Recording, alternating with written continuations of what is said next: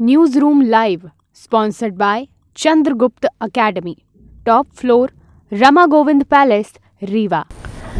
नमस्कार, विंध्या टाइम्स में आपका स्वागत है। प्रदेश की 4 बड़ी खबरों के साथ हाजिर हुए हैं। पहली बड़ी खबर की बात करते हैं। मध्य प्रदेश के पंचायत चुनाव पर सबकी निगाहें हैं। एक सवाल जो हर किसी के मन में उठ रहा है कि आखिर मध्य प्रदेश में पंचायत चुनाव कब होंगे।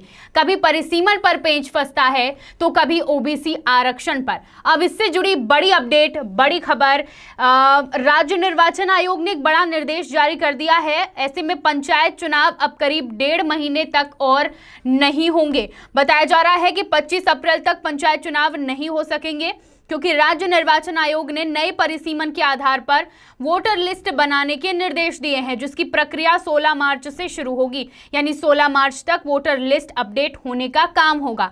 उसके बाद 4 से 16 अप्रैल तक दावे आपत्ति पेश की जाएगी, जबकि 25 अप्रैल को नई वोटर लिस्ट का फाइनल प्रकाशन होगा। यानी 25 अप्रैल तक कोई चांस नहीं है मध्य प्रदेश में पंचायत चुनाव कराने के। 25 अप्रैल के बाद ही जब फाइनल वोटर लिस्ट बनकर तैयार जब तक नहीं हो जाती है तब तक पंचायत चुनाव मध्य प्रदेश में नहीं होंगे। पिछले 1.5 साल से ज्यादा का समय बीत चुका है।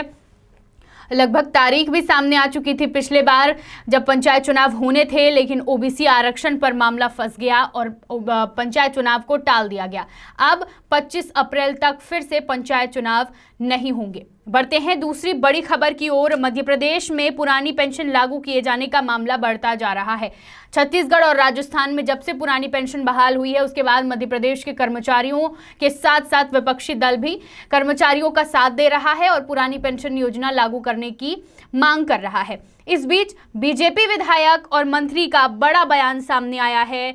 बड़ा मलहरा से बीजेपी विधायक प्रद्युम्न सिंह लोधी ने कहा है कि सरकार पुरानी पेंशन योजना बहाल करने पर गंभीरता से विचार कर रही है। बीजेपी विधायक ने ये कहा है कि मध्य प्रदेश में पुरानी पेंशन आने वाले समय में बहाल होगी।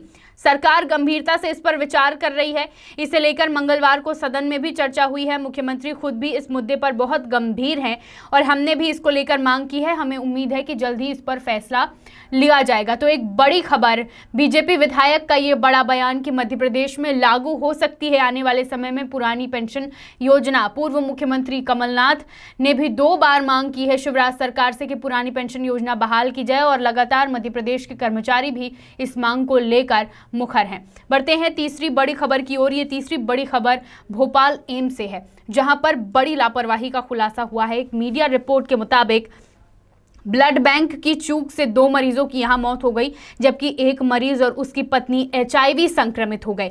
10 साल की बच्ची को एचआईवी संक्रमित का खून चढ़ा दिया गया और इसके बाद बच्ची ने दम तोड़ दिया। एक और मरीज ब्लड बैंक में ब्लड डोनेट के बाद एचआईवी संक्रमित हो गया। रिपोर्ट छिपाकर रखी गई, इसके वजह से उसकी मरीज की बीवी को भी पता नहीं चला और वो भी संक्रमित हो गई। तीसरे मरीज को गलत ब्लड ग्रुप का खून चढ़ाया गया। ये लापरवाही पूरी एम्स अस्पताल में चल रही है, जिसका खुलासा हुआ है। ब्लड ट्रांसफ्यूजन में लापरवाहियों की शिकायत प्रधानमंत्री कार्यालय से लेकर राष्ट्रपति तक की गई। केंद्रीय स्वास्थ्य मंत्रालय, मध्य प्रदेश के स्वास्थ्य विभाग, एड्स कंट्रोल सोसाइटी और एम्स के अध्यक्ष, डायरेक्टर, अधीक्षक के पास शिकायतें पहुंची हैं, लेकिन लापरवाही का आलम देखिए। एक 10 साल की बच्ची की मौत हो गई। एचआईवी संक्रमित का खून उसे चढ़ा दिया गया था, जिसके कारण बच्ची ने दम तोड़ दिया। मध्य प्रदेश के हेल्थ डायरेक्टर और राज्य रक्तदान परिषद के संचालक ने एम्स मैनेजमेंट को नोटिस जारी कर जांच करने के आदेश दिए हैं। एड्स कंट्रोल सोसाइटी और एम्स की कमेटी इस शिकायत की जांच कर रही है। जांच फूड एंड ड्रग्स विभाग, Madhya Pradesh AIDS control society, AIIMS Bhopal की समितियां कर रही है। भोपाल के आदमपुर छावनी के एक परिवार की 10 साल की बच्ची थी। 11 मार्च को एम्स के ब्लड बैंक से खून लेकर उसे चढ़ाया गया था और उसके बाद तबीयत बिगड़ी। एचआईवी संक्रमित का खून, एचआईवी ब्लड उसे डोनेट किया गया, उसे चढ़ाया गया और उसके बाद बच्ची ने दम तोड़ दिया। एक बड़ी लापरवाही, इस लापरवाही के कारण एक मासूम की जान चली जाना बड़ी बात है और फिलहाल इस पर जांच की जा रही है। देखना होगा कि इस जांच में क्या सामने आता है। बढ़ते हैं चौथी और आखिरी खबर की ओर। भोपाल से ट्रेन से रीवा जाने वाले यात्रियों के लिए बड़ी खबर है, अच्छी खबर है।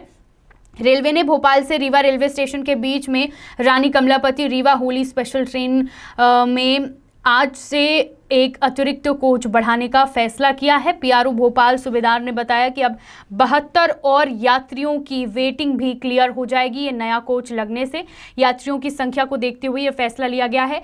होली सुपरफास्ट स्पेशल ट्रेन चलाने का फैसला लिया गया है।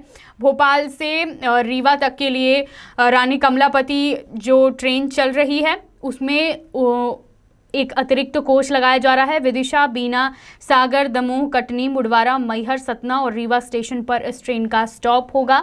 हैदराबाद और गोरखपुर के बीच एक विशेष ट्रेन शुरू होने जा रही है और यह ट्रेन भोपाल होकर जाएगी। भोपाल मंडल के इटारसी, भोपाल और बीना स्टेशन पर यह ट्रेन रुकेगी। तो होली के समय में होली का त्यौहार मनाने के लिए अगर यात्री भोपाल जाना चाह रहे हैं तो उनके लिए एक ये बड़ी खबर है और अच्छी खबर है। नया अतिरिक्त कोच लग रहा है ट्रेन में, जिसके कारण 72 और वेटिंग्स क्लियर हो जाएंगी। आज की 4 बड़ी खबरें। तमाम खबरों के लिए देखते रहिए विंध्या टाइम्स। बहुत बहुत धन्यवाद। News room live sponsored by Chandragupta academy, top floor, Rama Govind palace, Rewa.